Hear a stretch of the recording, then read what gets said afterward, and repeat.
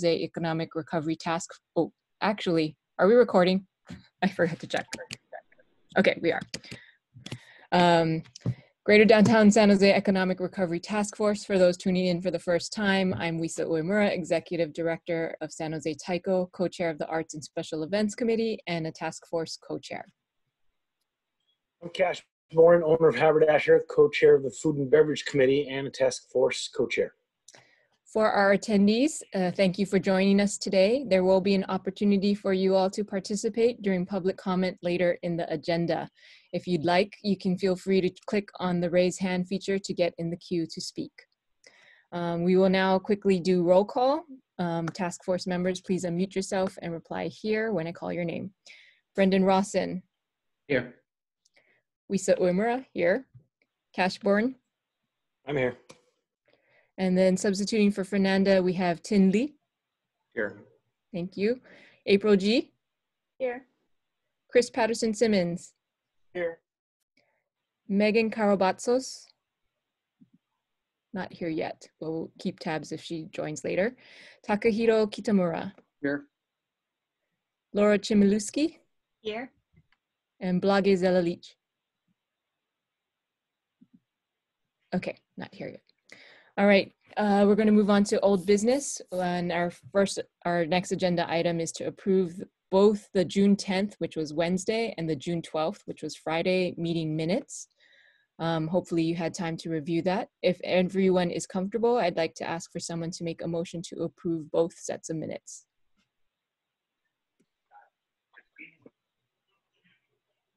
So moved. Was that Brendan? Yeah. Thank you. Can I have a second? Second. Thank you, Taki.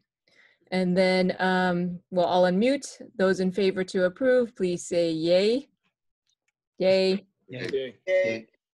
Any opposed, please say nay. Any abstentions? All right, both minutes for July, June 10th and June 12th are approved. Thank you. And now I'm going to have Councilmember Perales speak. He's going to report out on any outstanding questions that were asked last week. Councilmember, the floor is yours. Yeah, thank you. And people last night were having difficulty hearing me. It might have been my AirPods. Can you guys hear me fine right now? Yeah, we can hear you. Okay.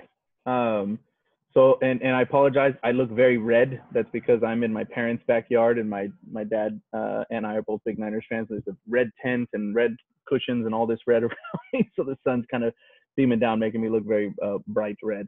But thank you very much, Wisa. And there's actually only one thing that I want to be able to report back on, and good news, and that is the City Council unanimously adopted our budget last night. And the $100,000 that I had requested for this group was approved. And so it's extremely important now. Obviously, the recommendations that we're all going to be talking about today. And then, as I mentioned last week, that's why also I think it's important to try and prioritize them because the funding of $100,000 by no means is going to be able to fund and support all the different asks that we have. So we'll have to continue to sort of see where there are opportunities to get more support, but it's a great start. And we did direct that the funds be managed by our downtown manager, who is Blage, who is a member of this group. So it's great because you will have an ability, right, to interact with her even more so. And she's obviously been a part of these conversations. She'll see the recommendations coming forward. So then that way we can ensure that what you all prioritize, right, we can actually get some support behind it. So excited about that and looking forward to today's discussion. Thanks.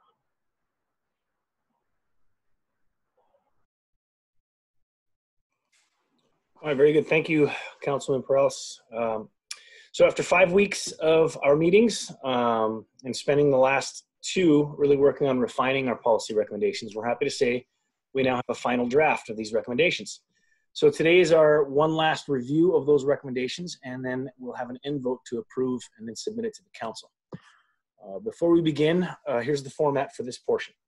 Task Force co-chairs Wisa and I, we're going to read each recommendation, not including the background, because that's a lot of info. We don't want to get bogged down. We're hoping you were able to review. We are counting on that. You guys were able to review it before, so we can have those discussions. Open discussion on the recommendation by the task force is welcome before we move on. We'll then open it up to the public to make any last comments and allow the task force to react if needed.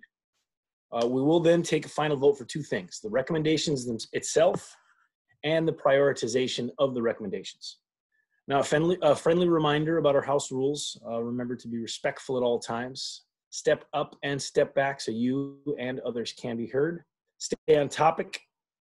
Be mindful of our time, and please represent your committees in this discussion, not your personal opinions or priorities.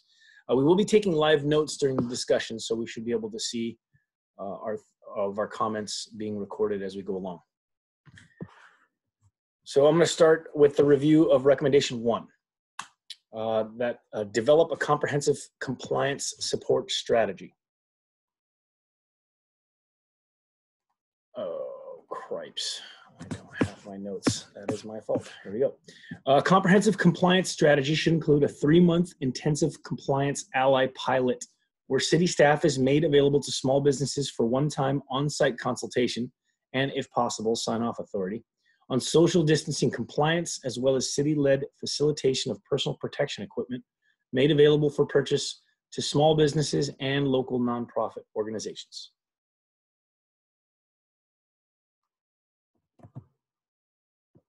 We will now open up to any comment or feedback from task force members.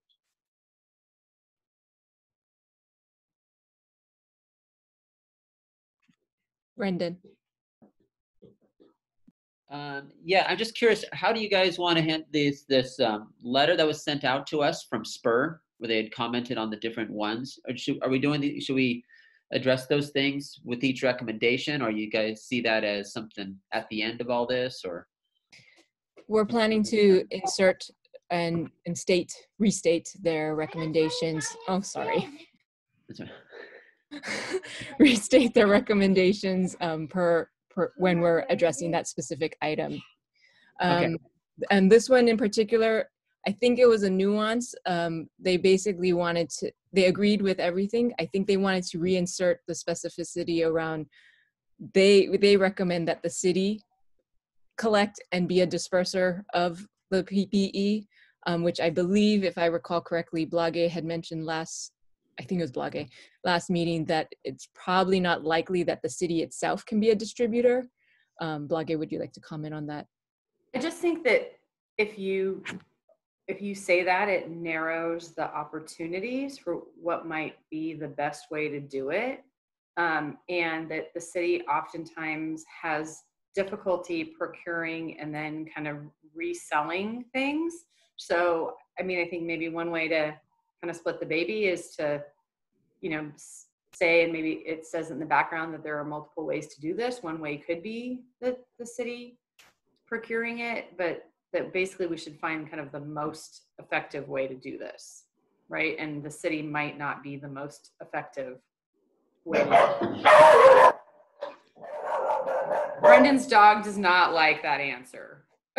My dogs didn't either, apparently.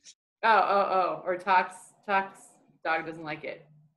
So that sounds fair. I mean, I would support that. So we could maybe strengthen, I think it's the last sentence or something about more than facilitation, to find the most effective means of securing and then distributing PPE, whether it's the city itself or finding a third party, something along those lines.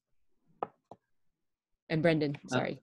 Yeah, if I could just comment, I'm just curious about, because my understanding and looking from the city's budget process is that there is resources in the coronavirus, fund that is for PPE and related to assisting of small businesses. So, I mean, in terms of, it seems like those resources are there. Doesn't mean the city has to sell it. Seems like there could be, or maybe there's another department or something that's working on distribution of that. So I just didn't know how that might be coordinated in this regard. I mean, I think if you leave it open, then it's open to all of those opportunities, right? So maybe it's just city-led facilitation. I mean, I guess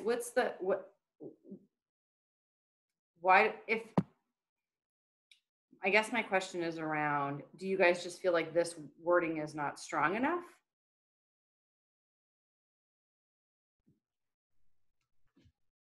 I think it's I think it's fine. For myself, I think it's fine. I just wanted to call to attention to the idea that the city has put aside resources for this purpose. So the idea that the language, kind of moving away from the idea that this is a proper role for the city to play in supporting downtown businesses. I just wouldn't want to lose that part of the recommendation. Yeah, and I do think we say that in the background section, right? I haven't read the background section again. Okay. So But we should say that. I'm just saying I didn't want to pigeonhole us because sometimes the city is not the most effective way. So that's all I'm saying. But it might be that the city is the most effective way. And I think you're right, Brendan, there are additional resources.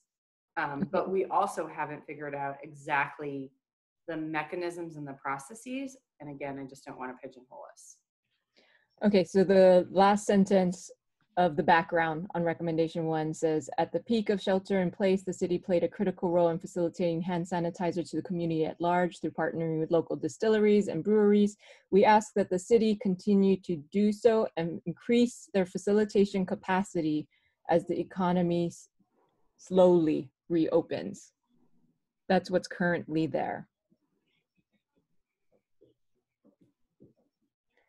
But, I would say the first part of the phrase seems to limit it only to hand sanitizer, whereas the beginning part of the paragraph clearly lists all of the elements that we're talking about.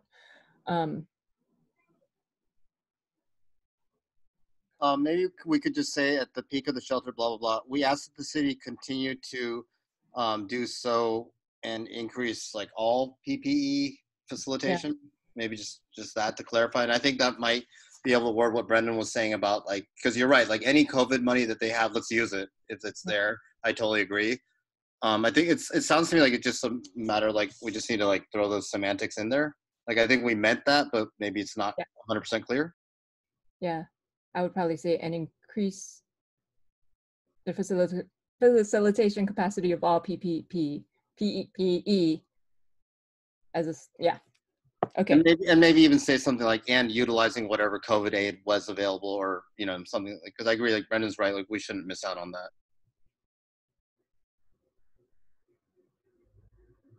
Okay. Any other comments? Sorry, I took over for Cash because he's on mute. Any other comments before we move on to the next one? All right. Hopefully that's clear for D3 staff for their further editing for the final version. So basically, in essence, we agree with everything. We're just trying to strengthen that last sentence. Sorry, I have tree trimming. I don't know if you can hear that. Wow, it's a great day to be recorded for a public meeting. Recommendation number 2, establish an accessible multilingual information hub.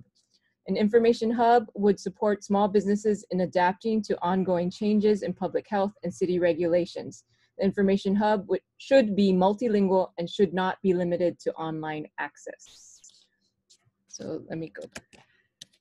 And then on this one, from SPUR, I'll just kick it off with their for SPUR supports this and further recommends soliciting robust input from small businesses and facilitating connections among small businesses and perhaps hosting industry caucuses for similar businesses to share approaches and solutions. My guess, I would probably say that doesn't change the actual wording of the recommendation itself. This is something we can consider in adding to our background, which already has 3 paragraphs. And of course, these are recommendations. This is coming from SPUR, who is not part of the task force. It's up to us, given their presentation status in the past. And it makes sense, but we don't have to include any of these recommendations. That's where the conversation comes. Anyone further support, including some language around SPUR's recommendation into the background? Brendan. I think their comments are great, but I think our stance fine, and just in the sake of keeping moving things along. it's I think we just keep going. All right, so then I'm going to interpret that as we're not changing the recommendation as it stands. I think we have Raul and Taki's hands up as well. Okay, sorry, I don't have the participant list. I'm going to go with Councilmember Perales first. I think you guys have locked on to a good way to move forward, but I just wanted to suggest, any of Spur's recommendations or anybody who has recommendations, if you guys feel that they're like super important, I would say sure, consider adding them in. The other way you can respond to those is just say, hey, send a letter yourself and show some support for what we're doing. And then if you have additional recommendations, put them in your own letter, right? That way, that way you guys can kind of keep your language how you want it. But if you see something again that you go, whoa, we do like that, let's go ahead and add that in. But it looks like you guys are on the right track with how you're addressing it right now. Taki. Yeah, I just wasn't sure because at the last meeting I'd said that I thought there should have been a language that we were going to have something either on the website or on the information hub about Black-owned businesses, and I don't know if that just got taken out or if that's in this sort of like this larger sort of multicultural kind of thing. But I mean, I don't know. I don't know if this is the right place for that, but I felt like it should be somewhere. I wonder if this is the right place for that. I mean, because then I could hear other voices saying, well, what about minority-owned businesses? And what about, it could open kind of a can of worms. This might be something the community could put up rather than it being something that the city, that sourced from the city or from our recommendations. Does that make sense? I own a minority-owned business, and I think half of us do. And I'm just suggesting it. I don't know where is appropriate, but I think it needs to be somewhere. I know from the last notes to this one, it's gone. So that's all I was saying. As to which section it should go in, I have no idea. I'm going to say, let's revisit. I think it might best fit under 8, which is the overarching Greater Downtown Stimulus Plan. Could be something about, yeah, can we revisit it then? I'm going to leave that on you, Taki, to bring that back up. Okay. So moving along, Cash, take it away, number 3.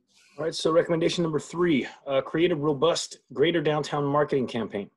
Create and launch a marketing campaign that restores consumer confidence by showing that businesses in the Greater Downtown are taking the necessary measures and social distancing precautions to keep customers and staff safe. The goal of this campaign would be to inform the public that businesses in the Greater Downtown area are open, to encourage and increase patronization of local businesses, and to educate the general public on how to safely enjoy public life.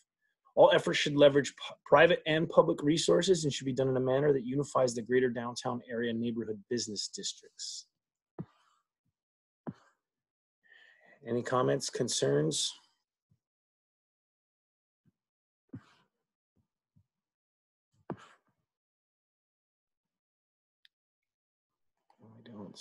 I see April's hand up. April, please. Yeah, we had talked about last time reaching out to local artists to help that marketing campaign, and we didn't include that in any of the background, or we could put it there, I think. That's true. That's true. Good looking out. It has disappeared from the background. Is it something we can add back in? Because I really like that idea.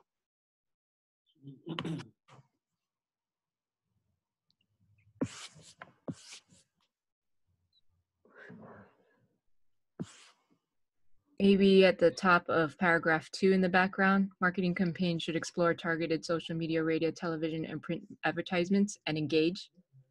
Yeah, and engage with local artists. For design or some kind of something like that.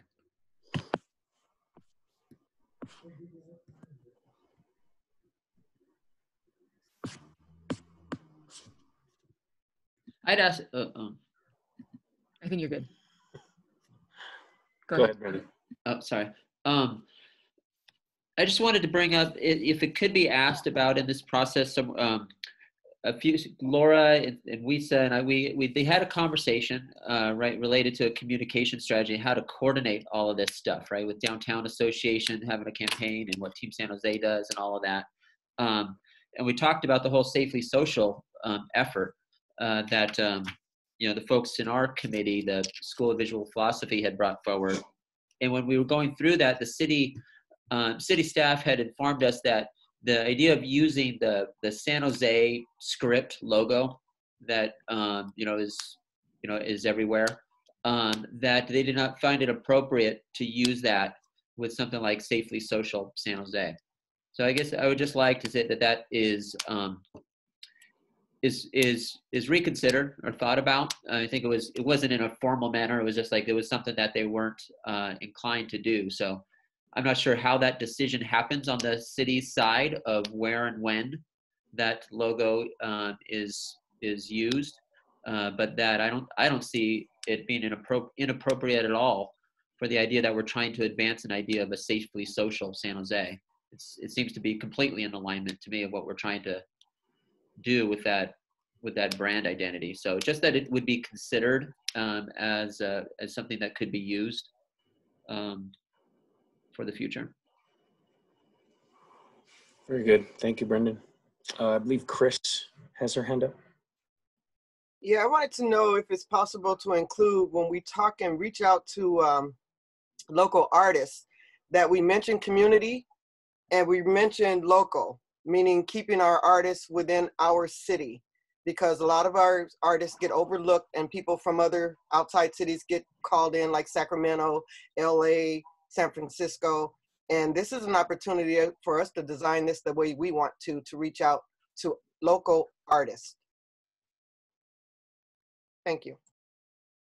Thank you, Chris.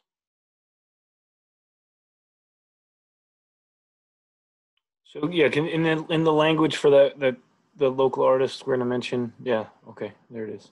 But community has to be the key word. It has to be. I agree. Laura, I see your hand up, please. Thanks. Two things. To Brendan's point, I believe the latest creative that Yuri and Dana submitted is in here as an attachment. And I was wondering if that will be included in the submission of this letter, these attachments. Because Brendan, to your point, it is in this document as an attachment.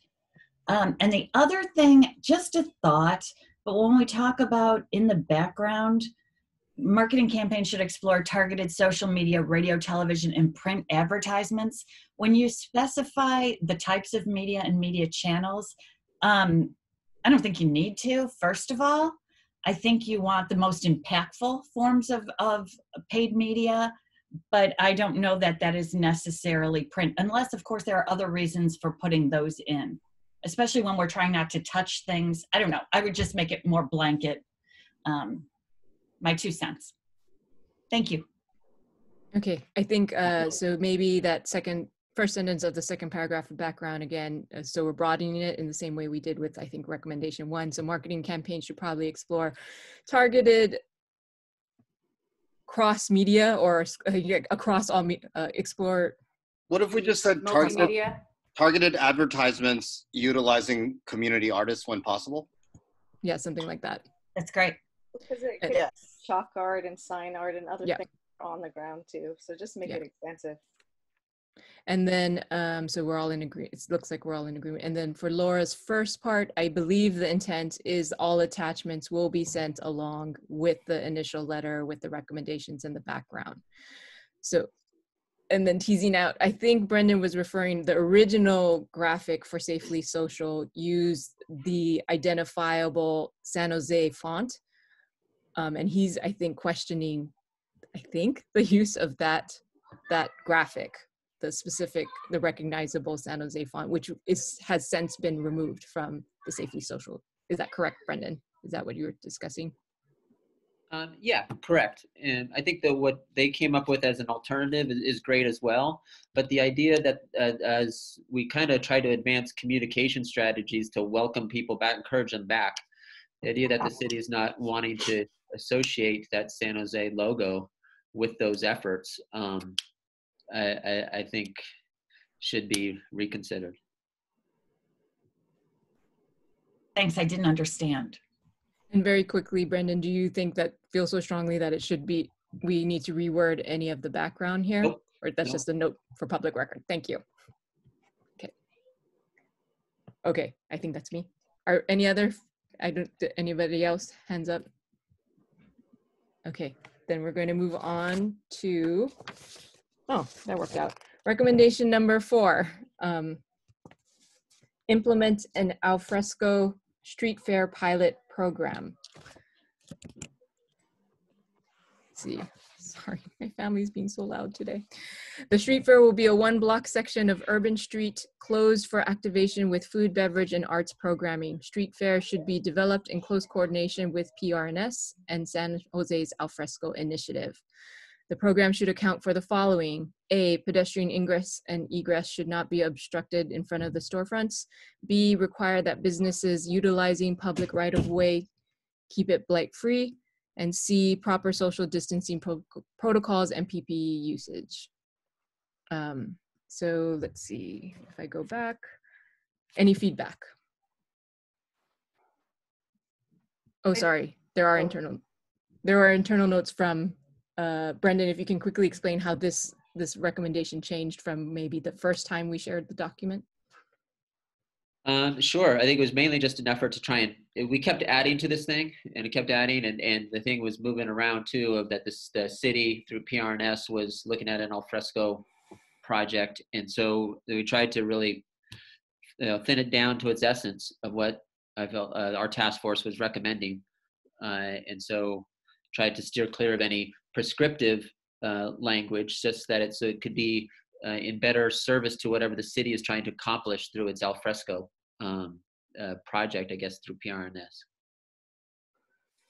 So just one point of clarification here. Is the intent for the recommendation to be about, like if you pick a 1-block section of an urban street, is the intent that the businesses along that street are the ones that expand out?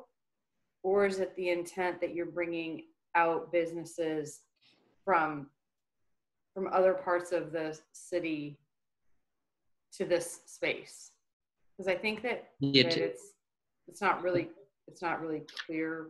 Okay. Right here. Okay, and we do have the fuller, as attachment C or D or whatever, right, is the full write-up in the map where sort of detailing items. So right. There's that, and that it is to support those businesses on the street or in close proximity. I don't, to your, whether it could be welcoming enough for other business elements to be added, perhaps. I don't see why that wouldn't be opposed to that, but the focus seemed to be on, those districts, if it was a Little Italy or SOFA district or something like that, to support those businesses. So my only suggestion would be that that be clear in the recommendation, because I think if people are going to take sound bites, they're probably going to just take the recommendations. And just quite honestly, this, although I know it's not intended this way, the description here sounds more like an event. And I just think that right now we've all heard that events are kind of not where the county is. So just in an effort to make sure that the recommendation is accurately portrayed, if you don't have all of the background and all of the attachments, I would just suggest that the wording be adjusted slightly.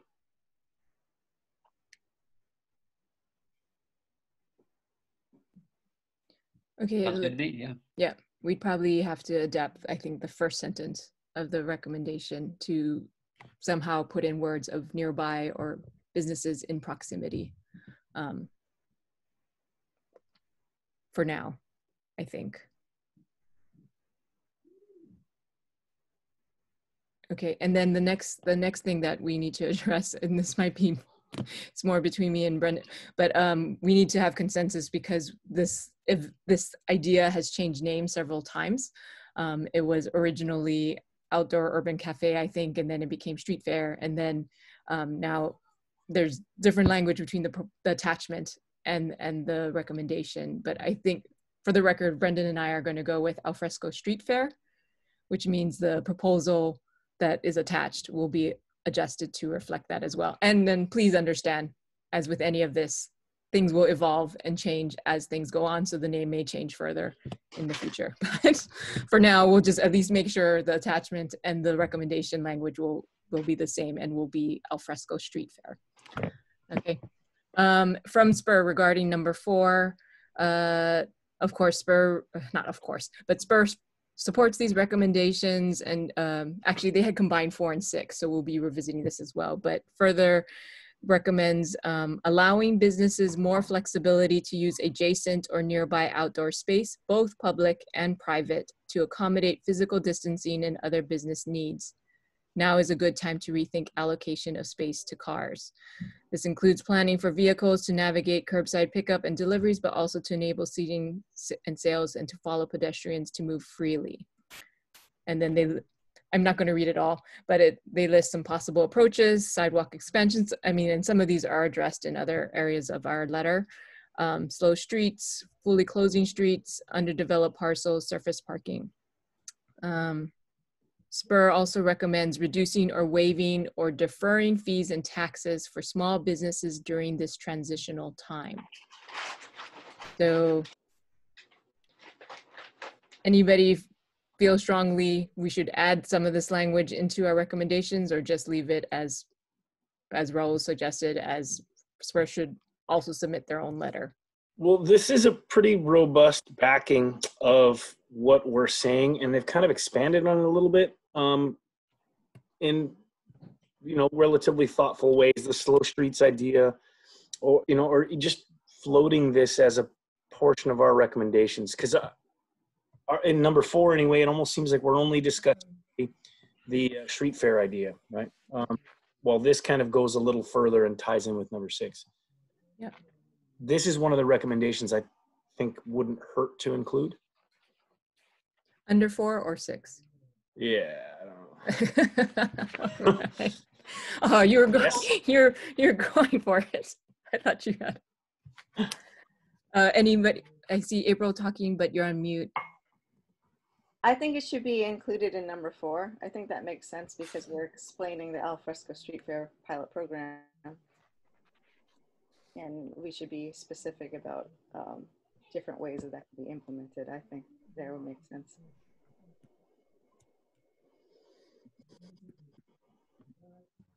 Any other thoughts? It almost seems like you should include it in both, because it absolutely applies to number 4, but it really applies to number 6 as well. Is it bad practice to kind of include it on both to kind of strengthen each recommendation, or?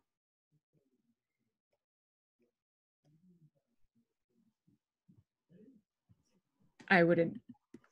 Maybe council member or D3 staff or Blage want to comment if they think it strengthens it or diminishes.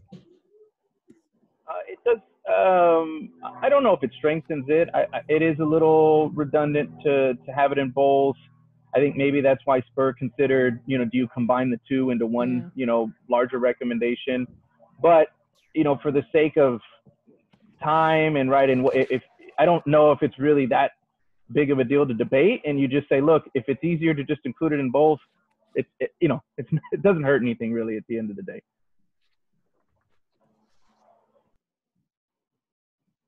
Well, in that case, I say include in both.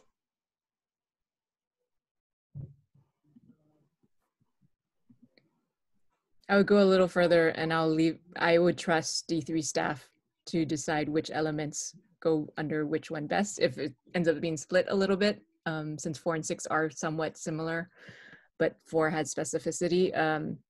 I'd be okay with allowing D3 staff to, as they do the final version, to find a place. But I guess we'd have to be in agreement that we want to include Spur's recommendations within our language somewhere, either in 4 or 6. Is that good? Could we pull up, could we adjust the screen so we can see recommendation 6 on the screen, please?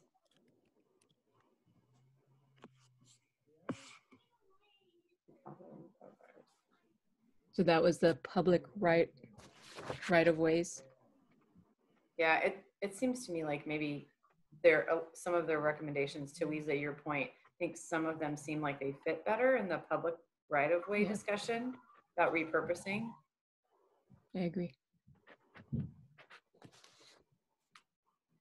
If the task force is comfortable with Weeza's recommendation, we would just need, clarity, thumbs up or whatever they are on that. So then that way we don't go forward and do that. And then it wasn't actually what you guys wanted. So at least we can get clarity that we saw on what you just suggested, then we can go forward and kind of put it in the right, where we feel might be the best place. I support that idea. Anybody opposed to that? So I think where we're at is Blaggy's suggestion. It feels a little bit more fitting to be under recommendation 6. Who knows, maybe our prioritizations will put 6 then 4. Then that would make a little more sense, I think, in terms of flow. But yeah, and then we're gonna let D3 staff to make the, allow them to make the final call. Okay, any opposed to that? Alrighty, then. All right, recommendation number 5. Create more opportunities for retail businesses by A, allowing the selling of retail goods in the public right-of-way associated with existing brick and mortar businesses in downtown and the surrounding neighborhood business districts. This should allow this should include the allowance of shade structures. Evaluate our sign code to allow for more creative ground floor retail signage that does not obstruct pedestrian access, and modifying our zoning code to permit outdoor marketplaces as an allowable use in private outdoor spaces. Any feedback or questions regarding this recommendation? There are a spur commented. Ooh, there is a spur comment. Excuse me. So spur,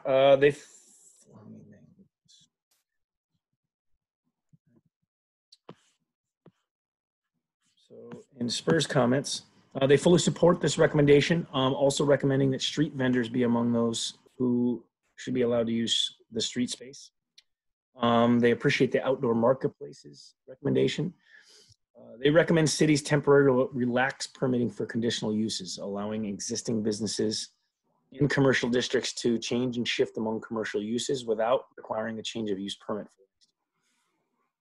There's several more details with that, but basically, allowing restaurants to sell produce or allowing arts and entertainment activities to occur in restaurants and retail spaces. They also recommend moving to a performance-based standard for requiring businesses to engage with the public and the street rather than a specific use permit approach. So they're in pretty big support of that.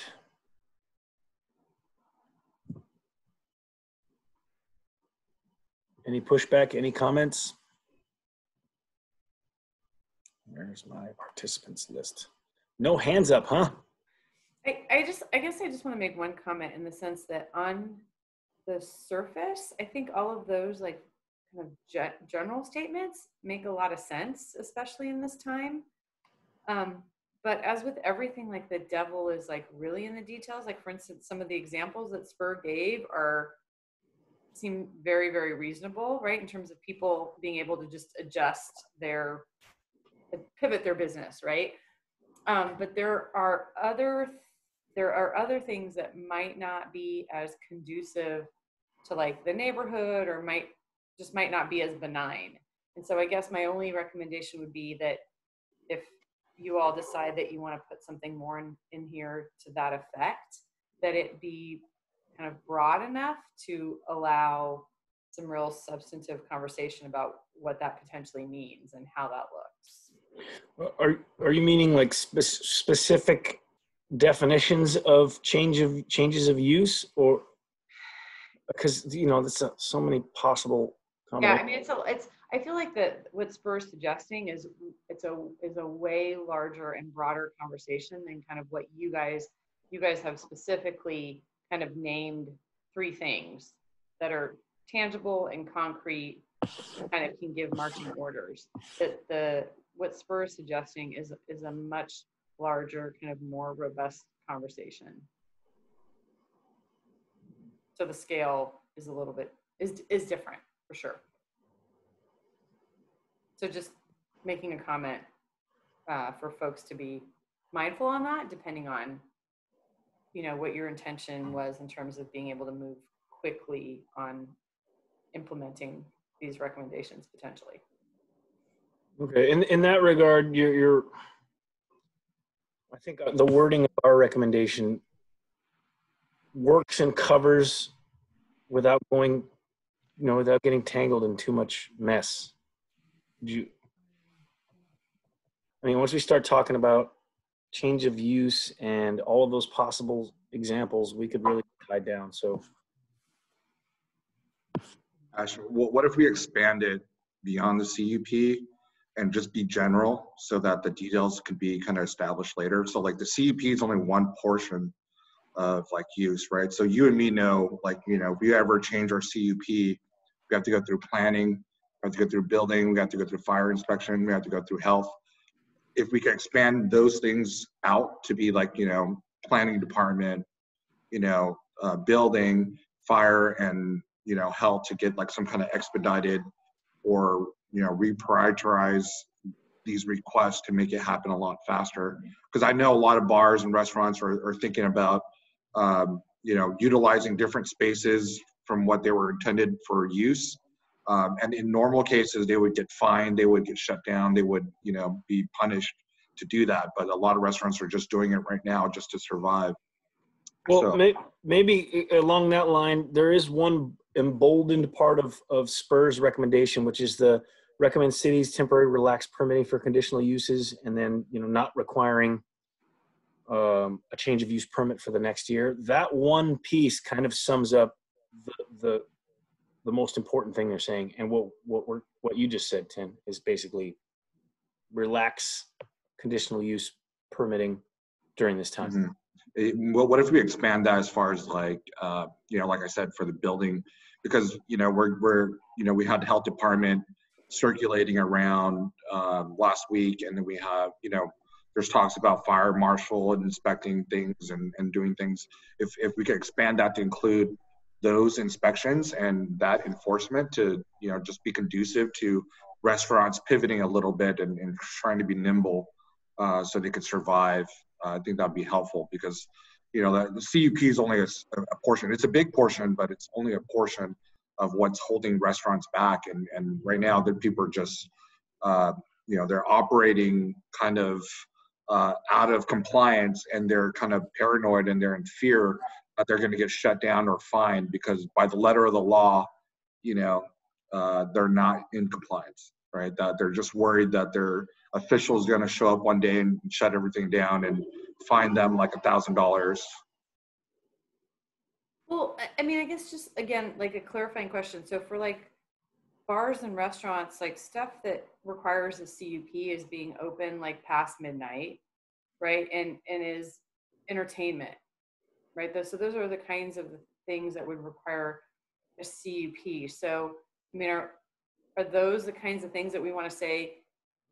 And I'm just throwing it out there, right? Do we want to say like, okay, now everybody can just be open past midnight until 2 a.m. by right? Like, is that what, are those the kinds of things we want to say? Or are we talking about like academic pivoting, and now more than just coffee, they're doing the pantry items, and they're doing like, they're selling those things, which honestly you don't need a use permit for. Yes, they've pivoted their model, but that's not they don't need to get a permit for that. They can do those things by right in the downtown also.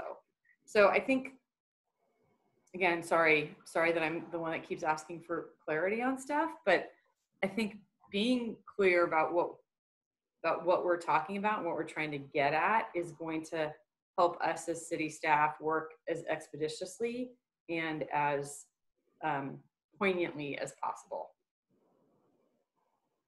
So Tim, like for instance, if they're like health, you mentioned the health department, like unfortunately we in the city don't have any jurisdiction over county health, right? They're gonna do what they're gonna do. But is there another example of the way a business wants to pivot that they feel like right now they would need a conditional use permit for? So like the CUP, right? The CUP encompasses an entertainment, that encompasses alcohol, encompasses you know, opening hours, restrictions, capacity. You know, I understand what you're saying by being more specific so we could be more efficient, but there's just so many different situations and so many different factors, right? So I don't know. I'm wrestling with the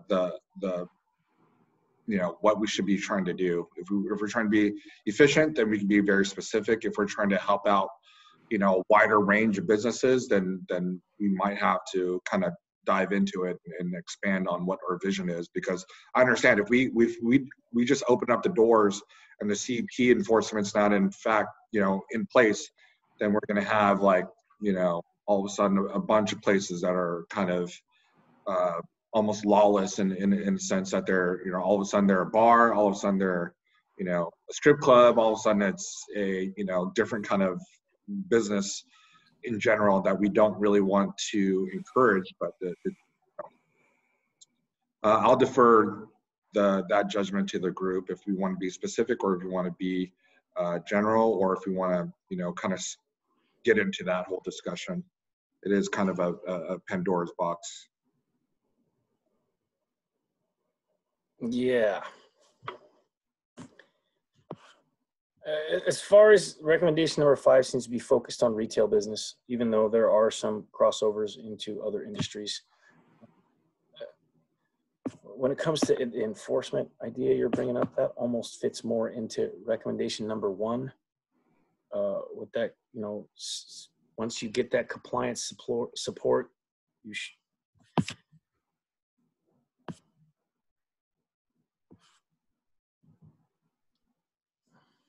Now, why don't we just tie it into recommendation 1, where, as long as you're compliant with recommendation 1 or those guidelines, and your core business or original business strategy is impacted by the COVID, that you're allowed a certain amount of leniency as far as enforcement. We can keep it kind of specific and general in that sense, that we're not letting the floodgates open, but also trying to target the restaurants, bars that are on the verge of closing, that we want to enable them and give them that. Brendan. Yeah, I'm wondering, if some of the stuff Tim's describing is kind of covered in those last paragraphs of the SPUR letter. SPUR further recommends City of San Jose create a permitless registration process for COVID alterations. I'm wondering if we could, and then have a sort of bullet point list of some examples. If that, I don't know, Blage might be best person to mention on that. Would that language, being able to use that in this particular recommendation, sort of clarify the issues that Tim's raising? I'm sorry, Brendan. I looked away for a minute. So wait, let me just see what that language is. It's about creating a list of kind of COVID pivot, right? Kind of you're pivoting your use. Yeah, it starts with the paragraph that's SPUR further recommends. It's not under one of their specific recommendations. Oh yeah, okay, I see it. And no cost any product. I would further say I would recommend that it goes in the advocacy recommendation. I don't remember what number it is. And then we're inserting a city level, because right now they're just county, state, and federal. We could insert a city level, and then we put that more general statement there instead of under 1. Yeah, is a recommendation 7. Thank you. Would that work for people? I think that's a good way to do it, just so that it's clear. I know there's delimiters between those different agencies, and what we could just say is that being advocate on city level agencies to help businesses pivot or adjust their business model to survive during this pandemic. I think that's a good way to do it. All right. So sorry, you want to go, Cash? I can see. No. I completely agree. I think that's a great idea. It fits in there perfectly without bogging down recommendations 5's focus on retail. Right? So I think so. As far as our direction, 5 is good as is, and we'll consider writing in some sentence, either TINS or some version of SPURS into 7. So we'll be coming up to that in a bit. Any other hands raised or comments on number 5, currently about retail, before we move on? All right. Okay. Number 6, Recommendation number 6, recalibrate our public right-of-ways to support local businesses by A, permitting the temporary conversion of existing parking or available spaces in front of storefronts to a delivery pickup zone at no cost or low cost to the applicant. B, reduce or make free parking fees in metered zones in the greater downtown meter districts such as Japantown and the East Santa Clara corridor. C, waiving or reducing all fees for parklet applications in all neighborhood business districts. D, considering allowing businesses to participate in residential parking permit programs for business employees with restrictions such as the number of permits allowed district-wide and allowable hours. Let me quickly see. So this is the one that was tied to 4, and I think we agreed that most of SPUR's recommendations, well, we agreed first that D3 staff could decide where it fits best, but I think we felt most of the recommendations listed fit better here. Generally recommends that allowing business more flexibility to use adjacent or nearby outdoor space, both public and private, to accommodate physical distancing and other business needs. Includes planning for vehicles to navigate curbside pickup and deliveries, but also to enable seating and sales. And then they list some specific possible approaches. We need to decide if we want to get that specific. And then the SPUR further recommends reducing or waiving or deferring fees and taxes for small businesses during this transitional time. So I think we had agreed that most of it fits better in this section, which is already one of our longer background sections, but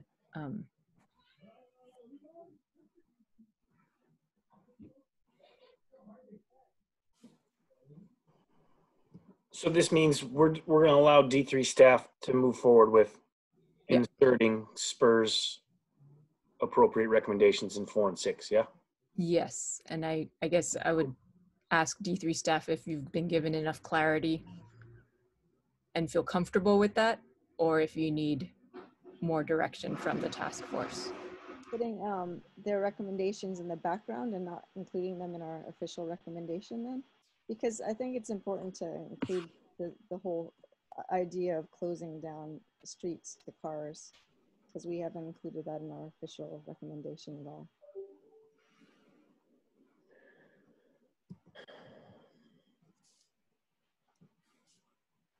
Well, I think having SPUR agreeing with some of our recommendations is good, but then also asking them, like Councilman Perales said, asking them to submit their own letter to support the work of the task force with their own recommendations, right? I mean, while we don't have specific shutting down streets ideas, there's several that kind of graze in and out of it, because whenever we discuss shutting down streets, we lose parking spaces, we lose right of way. I mean, it opens a whole other thing that I don't think this task force should stress about, because we can't really affect. Well, we're recommending different possibilities for recalibrating public right-of-way, so that's just one possibility, including, like, you know, picking another adjacent street and making that an actual parking place for these promenade ideas, which we also didn't include in this, but we could.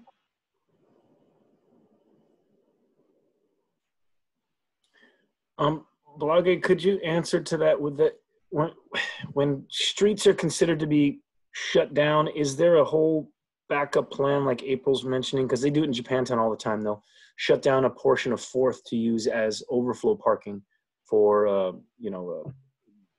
big festivals and all that. Is that something that's kind of tied in or expected as a part of the plan when street shutdowns are discussed?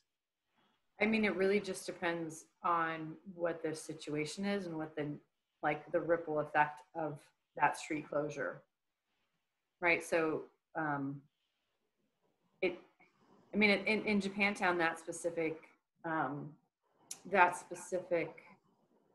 kind of event and the needs of the event and the ripple effect of the event, like, create this other situation where you need more parking, right? And so then therefore that is created as part of the plan to manage the overall event. So it really just depends on what street you're closing and for what reason. And for how long?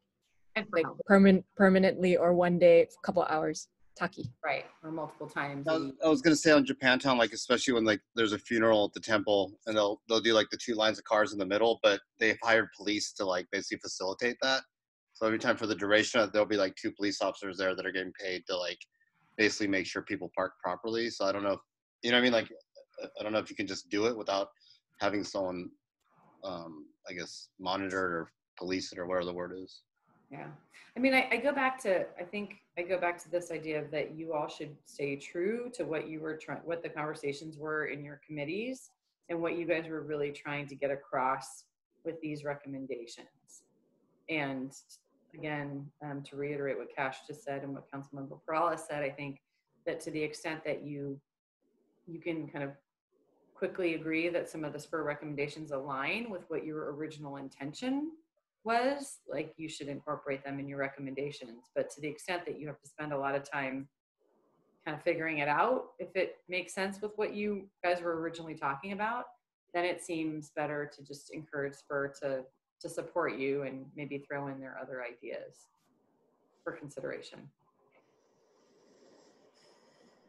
I just bring it up because we did talk about that in our committee, and we were, I mean, some of the people were open to open streets ideas, so I thought we talked about that, but we didn't include any of that. Thank you for bringing it up. I think part of the dilemma is that it wasn't quite uniform across the entire task force and the cross sector, like across the sectors. I would say if we're talking about street closure, that goes better under recommendation 4. Because recommendation 4 is about closing streets for temporary, if you're using the proposal, but not permanent. Whereas, I mean, a street is a public right of way, but I think, yeah, this is one where I think, yeah, we might have to spend too much time discussing Spur's recommendation, and I might need to defer this, like, and do the thing where they submit their own letter to City Council, and at least on this particular issue, unless there's enough support from task force members to continue this. Like, we're on number 6, we have 3 more to go, and public comment. Because I can say, even in Japantown, I know that some people are a proponent for closing the streets, but I know every time we do it for a special event, it takes a lot of communication with all of the businesses because so many of them are against losing the parking, unless you have another parking option available. And I think that's what April is trying to get to, is what are the other options that we might be able to consider. I don't. Should we include that in the Yeah. actual draft? So pose them as possibilities. I mean, it wouldn't hurt to throw that background as a part of the discussion, because we get pretty into, you know, talking about parking access, that last paragraph of the background. It makes sense to mention it there as well, to consider to have any street closures. As a last sentence, so the last sentence currently is, one solution has been to explore businesses bordering or neighboring existing residential permit parking zones. Allowing that, we can say another possible solution could be to consider, and I'm not going to have all the language there, closing streets or considering using alternative streets for parking. Yeah, that's kind of like they're 2 separate things, closing streets and then finding alternative. Yeah, considering a parking plan with any proposed street closures, because she's right, there is no mention of that, and there should be, but then again, we can't spend a whole bunch of time trying to press on that because it's still just a recommendation. So I think mentioning it is important, but I don't know if we need to mention it in the direct recommendations, right? I mean, I also think to the extent that there's deeper conversation on what it means to recalibrate the use of our public right-of-ways, there's going to have to be more conversation. And if you know, you say, for instance, Japantown is a place where we want to do this, then kind of, I think that I'm pretty sure that naturally in the conversation about, okay, how do we do it? This idea of parking is important to a large portion of the businesses. and how are we going to address parking, like will come up, right? So I think in the natural process of figuring out how we would recalibrate our public right-of-ways, like we are going to have more of these detailed conversations and more issues than this committee has probably talked about are likely to come up and are going to have to be worked through. Of course. Yeah, it makes sense that a parking plan would be a part of any discussion. April, you satisfied? Do you feel, I mean, I think that it should be included in the official recommendation, but that's just my, just because it was brought up so often by so many people in my committee. That's all. I mean, this is definitely something that's important to retail, to general retails committee. And maybe it's just, maybe you could put something in there that talks about, ensure,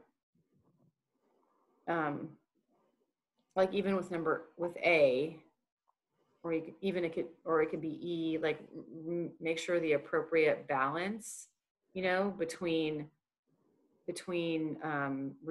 or utilizing the public right of way in different ways, but parking is maintained, or something about the balance about parking and the support for business is maintained. And so maybe it can just be a more general statement. I don't know. Maybe it can be added to the first one. Okay. I'm just thinking out loud.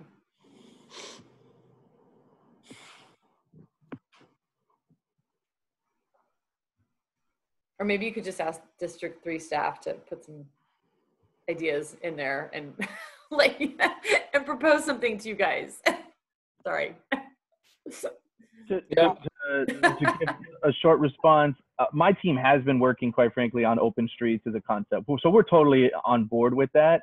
But we have had, zero success in actually permanently closing any street down in the district because of how difficult this conversation actually is, right? When you actually get to the nuts and bolts of, can you get enough community support? And so we did a pilot last year along San Pedro. And that's what we've kind of realized, right, is that we may need to ease people, walk people into this to get them on board, to recognize that the trade-off of some of the parking lots and the streets, and, that there could be a benefit. And we've seen that benefit across, quite frankly, across the world, right, where different places are doing it. So we're totally on board. I think for the purpose of this task force, right, if it's not something that everybody is comfortable putting in, I think that's fine, right? You can throw it into the background. I think April's made her point that, look, it is something she'd like in there, but if the task force doesn't fully agree, that's fine, right? It's fine that there's a little bit of a disagreement there. I think regardless of that, it is definitely something that indeed my office is interested in, that the council and the city staff, right, that we're interested in. What this pandemic creates is maybe an opportunity to speed up that process on some of these piloting, right? Where it took us a while to pilot in San Pedro last year. Maybe it doesn't have to take that long. Maybe we can do some pilots in some other areas. So just that, I think give a little bit of an overview without trying to dive too deep, because I do think it's important to go on to some of the next recommendations. Thank you. Yeah, go ahead. April, I see your hand up. Yeah, I just wanted to throw in a sentence maybe, or somebody could use it or not, or we could just say, in situations where main streets are closed off to car traffic, parking will be recalibrated and rerouted, possibly to adjacent streets. Just an idea, just throw in somewhere there. I'm not against it. Let's put that in there. I mean, again, this is just a recommendation, but I think I can agree. Chris? Yeah, I was just wondering, what would the difference be like when we have Viva Kaya, when we block off 7 miles of street? We're asking for just certain sections of the street with the same language. That shouldn't be that difficult. They have to remember we do this, or we have done it for the last 3 years now, and it's worked flawless. Well, I'm sure there's been some glitches, but for the most part, it's been very welcoming from the community. So we got to keep that into account, and we kind of use that to our advantage because it's been done before. We're not asking for the whole city to be shut down, or not even 7 miles, just certain areas. And we can also talk about certain days of the month. Can we have this closure just for certain days of the month to not hinder parking for the businesses or customers? Just an idea. Excellent. So we do have to move on, but I see David adding that in there on E. And if we need to, April, we can follow up. But they're aware of our recommendations and our position on the idea of parking. So just for the sake of time, I want to move on to recommendation number 7, if everyone is comfortable. Anyone not comfortable moving on? All right. I'm not gonna, I can't even spend time reading the entire thing. Hopefully you did your homework. So recommendation 7 is include as high priority legislative advocacy the following, and then there was broken into 3 sections: County of Santa Clara, State of California, and federal. And then let's see, so from our past conversation, we were talking about adding a city level within the city. And I can't remember what the recommendation was, but we were talking about adding, I think this is the permit, easing permits during this period. It was that last sentence of the spur letter. I think that's what we wanted to add here as a section under city. And then under county, spur, this is their recommendation again, but I don't think any of us oppose, calling for county to work in tandem with cities to release information and guidance on reopening timelines in a coordinated way.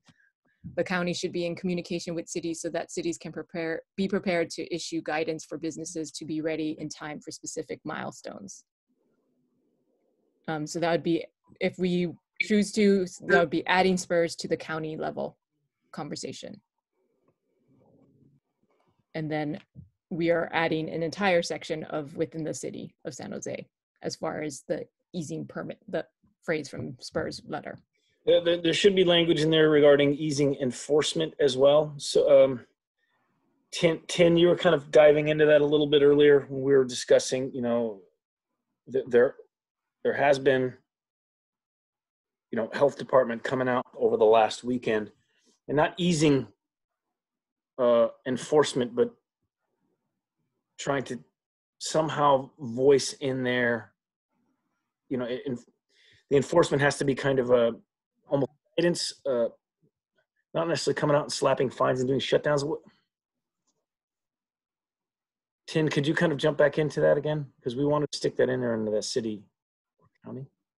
Yeah, I think there's different parts here. Like for the city, agencies that are kind of under city control, we could really be more specific in what we're asking, as far as like enforcement and stuff like that. But for like the health department, that's county based, if we could have like maybe an advocacy kind of letter to the health department that says, please work with businesses that are struggling to be compliant, or in that kind of form. I think that during this crisis, it kind of shows the disconnect between state, county, and city. It kind of amplifies that and highlights the communication gap that we have, and kind of like the overall control that the county health has on city economics, city politics. All that stuff is really widespread and kind of maybe a little too unwavering. So I think what I was trying to get to is, the concerns of the businesses right now is that, they're doing what they need to do right now, but they're worried about getting shut down. They're worried about being fined. They're worried about kind of like, the agencies starting to roll out and punish these businesses. So maybe if there's a strategy that we can come up with for a wording that will have the city, leadership that will approach the county and kind of be an advocate for businesses and kind of promote leniency as far as like enforcement and, working with businesses instead of just shutting them down and fining them, kind of situation. Thanks, Tin. Okay, that's a big one. As another big one, and we're in 7. We have 8 and 9 to go. Yeah, I know. Yeah, so let's see. I think I'm going to need a show of hands, or at least speak up if you don't agree. I think we're in agreement to add a city level conversation about advocacy, about easing of permits. And then we're adding in the county level coordination between the county public health and the cities so that reopening can go as smoothly as possible. Tin's point is, and Cash's about the enforcement or accountability, I guess. That's a little bit harder, and I'm struggling to figure out how we're going to be able to input this in time. Raul has his hand up. He might be able to. Okay. Raul. Yeah, I think that certainly I think we get the idea of what we may want to move forward on this. We also can do a separate letter from this task force that goes to the County Board of Supervisors. My team would need a couple more weeks to put that together because we want to focus on this letter that we're going to finalize today and be ready by tomorrow. But we can work on taking some of these things that may really need to go to the county. So then that way the task force can both send a letter to the county and the city, right, will work on what direction we can communicate to them. We're doing so already. We've been putting some pressure, but what this does, this will help show that it's not just the city elected officials, right, that are asking for these things. That these are real asks that are coming from.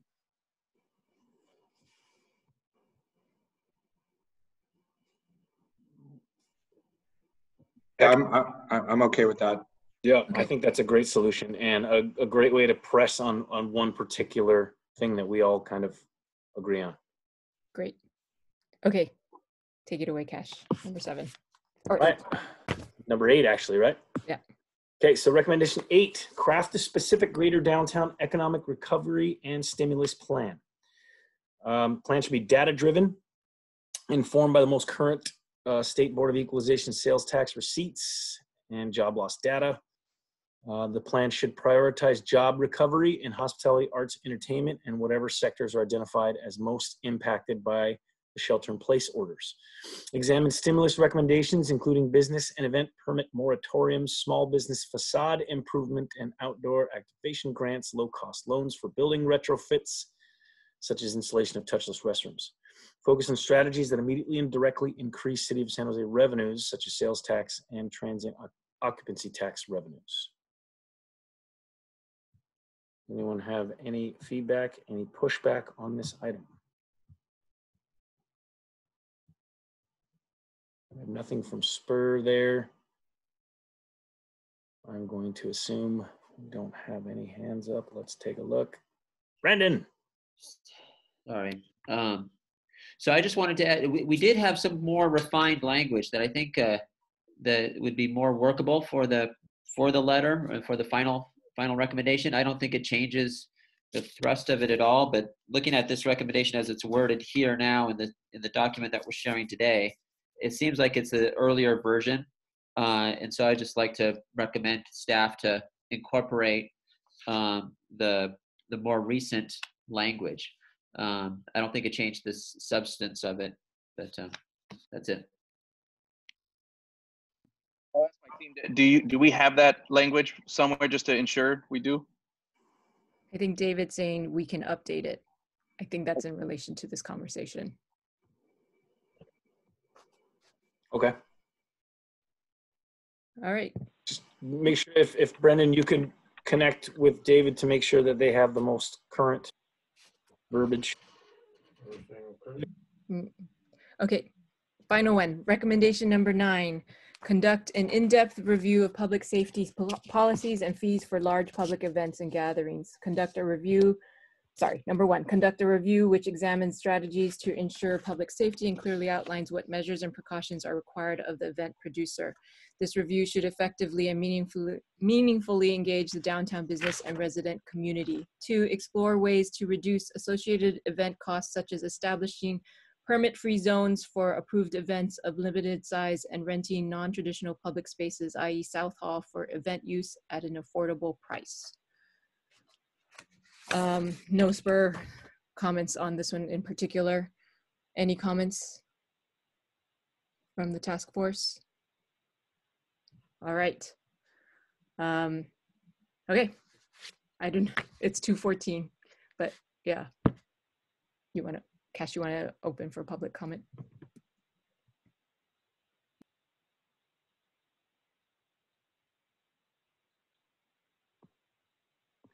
Okay. With no comments on recommendation number 9, I'd like to invite the public to provide any additional comments. So if in your Zoom toolbar, we ask that you click the raise hand feature. And once you do, the District 3 staff will call you one by one and unmute you. Please accept that unmute. In the interest of time, we're going to allocate 1 minute per person to speak. So I'm going to turn this over to Mindy from the D3 team to begin public comment. Okay, hi everyone. If any of the attendees would like to speak, I will call on your name once you raise your hand. It seems like we have no public comment, so I'll turn it back to you, Kashamisa.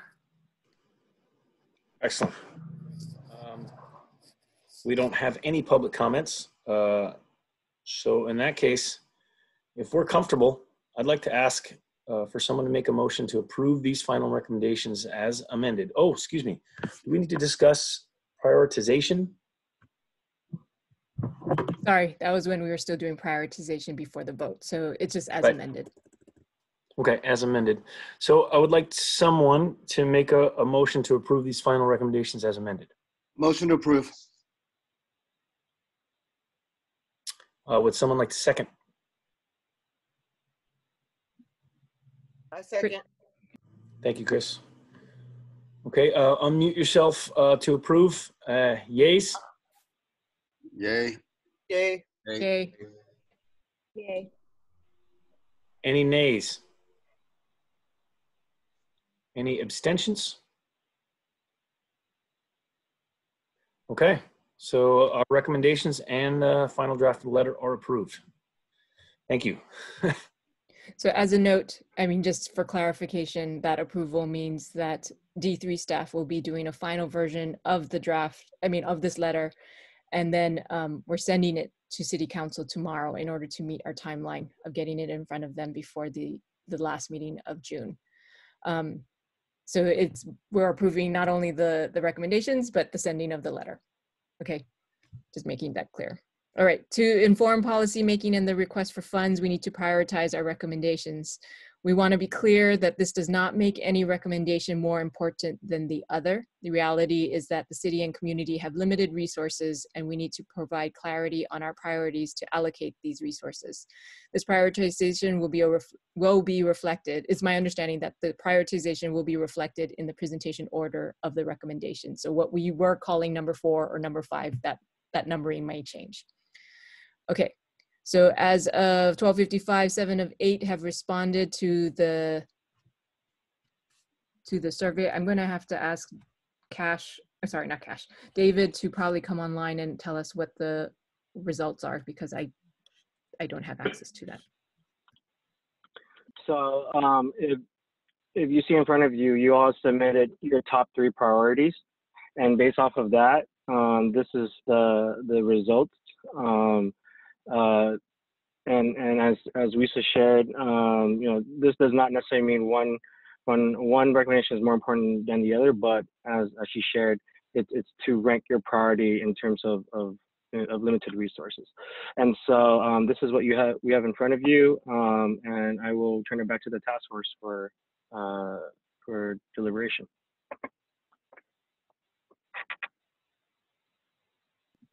So if I'm understanding this, what we're seeing correctly, that means that the item listed at the top is the one that received the most votes and will be listed first. Yes. Okay. So based off of your votes, the top 2 is what people prioritize as their top 3s the most.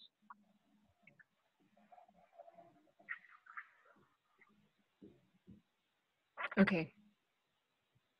So for expediency, we can just agree that we're okay with this ordering. And I'm assuming that when there's the same number of totals in bold, that it's going to come down to the number of higher rankings, maybe, or something, in order to establish the order, or it's going to be exactly like this. So the new number. You Yeah. can leave it to our discretion to make that determination. You know, already, for example, under street fair, you know, even though there were 4 items that had 3 votes, then we looked at the specific votes themselves. And for example, street fair had 2 top 1, you know, first priority votes. So it was moved up. And then the second one, you know, creating a robust downtown marketing campaign had 2, for example, second priority votes. And so we try to rank it within that specific bracket. And then the bottom 3 is pretty self-explanatory, with just the number of votes as well. So if I could chime in real quick, I think we're missing one task force member, correct, David, on the votes here? Yeah, no, we all task force members have voted. Okay, good. So we now have them all. So we actually don't have to reorder the letter. The letter is not necessarily going to come in as a prioritization. The prioritization, where it really makes a difference, is, you know, as we begin to task out some of this work and as we begin to decide what we might be able to fund. So they can be 2 separate documents. So that way we don't have to worry about sort of a structure of a letter. I think the letter can stay as it is. This is very helpful though, because now as we move forward and as, you know, the city staff is beginning to work on things and as we begin to maybe fund things, we can look to this knowing that you all have agreed, yes, this is sort of I our really list need you of, guys to work together. yeah, exactly. This is our, Sorry, that was for my family. oh, no worries. Yeah, this is our order of prioritization. So I think this is perfectly fine as a separate, you know, kind of standalone direction. Okay, so basically we're going to call for a vote. I know it may not have gone the way you wanted because we're all individuals, but if we're comfortable, I'd like to ask for someone to make a motion to approve the prioritizations that will be on a separate list, and not adjusting the order of the letter as we had gone through. Could someone make a motion to approve the prioritizations? Motion to approve. Thank you, Taki. Can I have a second? Second. Thank you, Tin. All right, so please unmute yourselves to approve. Let's all in favor say yay. Yay. Yay. Any opposed, please say nay. Any abstentions? All right, priorities approved. Thank you. So we're coming to the end of our time here. We were hoping to do an evaluation of this process, like, and answer 3 questions, but I don't think we have, let's see. I don't think we have enough time for that. So I'm going to bypass that. We're going to send a survey out to you via email. Please complete that, because I think this is only round 1. It'll move on to round 2. I think our answers will inform that next round. So hand it over to Cash. All right, everybody. Thank you so much for all of your hard work these past few weeks. I'm going to ask Councilman Perales to outline the next steps, if you don't mind. Yeah, so most importantly, my team is going to be finalizing this letter, submitting it tomorrow so that way it will be heard next Wednesday at 2 p.m. at our Rules Committee, Rules and Open Government Committee. It is a Zoom meeting, so you can join in there. And in fact, we will need task force members to join in that call next Wednesday at 2 p.m. in order to advocate for this letter and advocate for the memo of recommendations we're going to take, which will be coinciding with your letter. And so I'm hoping that we can get a number of you to attend. I don't know if there's a show of hands or there's anybody that's willing to say yes, they can make that happen next Wednesday at 2, but we'll take those volunteers now. I'll be there. I'll be there. I think I saw Brendan and myself. We saw. Perfect. Oh, and Laura. Thank you, Laura. And Chris. As many people as And Chris, possible. yes. We'll take you all. And one of the most important things that we want for you to advocate for is actually to advocate that the Rules Committee agendize this for the final council meeting, which will be the following Tuesday on June 30th. So the rules committee gets to determine what happens with these recommendations initially, right? They can say, well, we're just going to task it to staff, or they can say we're going to send it to a committee, or they can say let's send it over to the council, so that way that there can be a council discussion on it, and then a little bit more robust input, and then task it out to staff. So that would be our request. Would be that you're asking that this goes to the council on June 30th. That way we don't delay any further, and the full council is able to move this forward, and we can begin the work on it. So that'll be the ask for next Wednesday. So then in July, we will be reaching back out to all of you about our phase 2, which, as you all know, will double the task force, including the new industries of hotels and hospitality, performance and entertainment venues, large employers, property owners and developers, and then the faith-based and community gathering spaces. Those new industries will be creating both committees, as you all have been part of, and then they will also be nominating 2 individuals to sit on the task force itself as we move forward.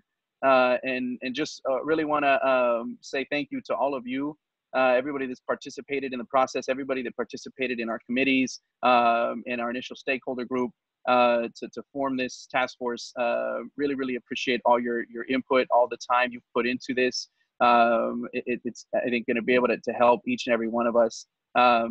We send cash specifically for leading the task force. Thank you very much. And Laura and Blage for being our at-large members and being a support to us as well. We had a number of guest speakers. I won't list them off, but I want to thank them and the speakers from Spur. We hopefully can get some more of those as we move forward. And then finally, I want to thank my own team. Big round of applause for them, for all their hard work as they're helping each and every one of your committees and helping us with this task force. Thank you. Thank you all.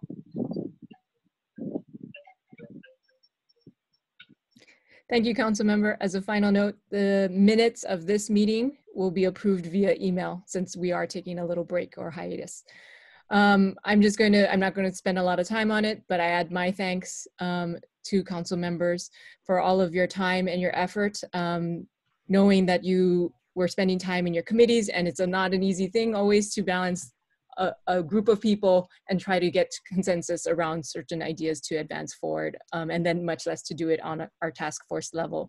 So really appreciate your commitment to a better San Jose as we come out of recovery and deal with a COVID impacted world. So my deep thanks. It was an honor to be your co-chair. I'm not entirely clear if that continues moving on, hopefully not time-wise, but it's been a pleasure to work with all of you, so thank you. So we will nominate new co-chairs, or even potentially just add 2 more co-chairs. We're going to leave that up to the task force as we double the task force with these new